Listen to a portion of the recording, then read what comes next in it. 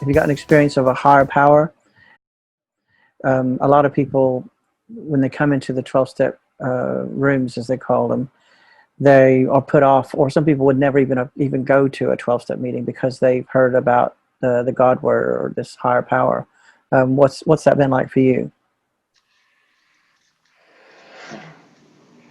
When I first started going to the rooms, yes, it was the big book and it was all God, God, God. And yes, that did put me off.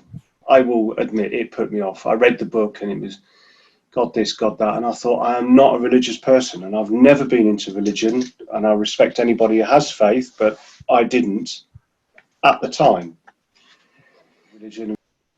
And I was very anti-religion and very anti-God, etc., etc. But then when I went into my rehab, we had a church service up the road every Sunday, and it wasn't a Church of England, it wasn't Catholic, it wasn't Judaism, Hinduism, it was, I don't know, it was Baptist or Reformed of some sort.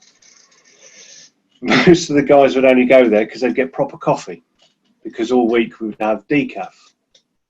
But I don't know why, but I just felt, yeah, just go along and see how it is. See what, they're talking about these higher powers and a belief. And I do remember that I was sat there and I was singing along. Never had this experience. Singing along, I burst into tears. And I chuckle at it, and people will chuckle and laugh, but I had this warm feeling just come straight over me. Now, you see it in the movies, you hear people say it, and you all go, yeah, right, whatever. But that happened to me. Now, I don't get on my knees and pray every single day. I don't go around saying, God be with you and all that kind of business. But I do now, after that experience, believe that there is something there. There is something there. Now, people say it can be a tree, it can be a glass, it can be a chair. I don't know what it is. Sometimes I think it might be my grandmother, who I was very, very close to. Sometimes I think it is a God of some sort, but it's not. I don't picture it as a God with the great big white beard and the staff and the white robes. I just don't know what it is, but there is something there, and I have come to believe in it, and I give myself to it every single day, and I give thanks to my higher power at the end of the day when I get into bed for getting through this sober. And do other people in the 12-step fellowship, do they expect you to have a certain sort of spirituality? Do they judge you, or do they try to fit you into a certain mold?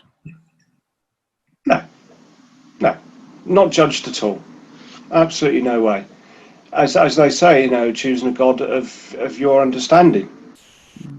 So in a lot of religions, a lot of denominations, what binds people together is we all say that baptism is important, or we all say that the Quran is the holy book, or we all, subscribe to certain beliefs.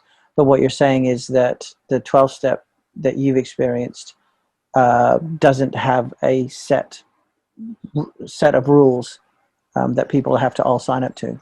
No, it doesn't have a set of rules, but it has a set of suggestions. We have the 12 steps, which are the suggestions, really, and then the 12 traditions. There's no set, you must do this at this time, and this is how to do it. There's nothing like that. What you do is what you do. Nobody judges you. Nobody forces you to believe in a God. They say, yes, you should have a belief in a higher power of sorts, and it's a spiritual program, and that spiritual program comes from within yourself. It's nobody else standing there and preaching at you. Far from it. Nobody preaches to you what you should and what you shouldn't do. Okay.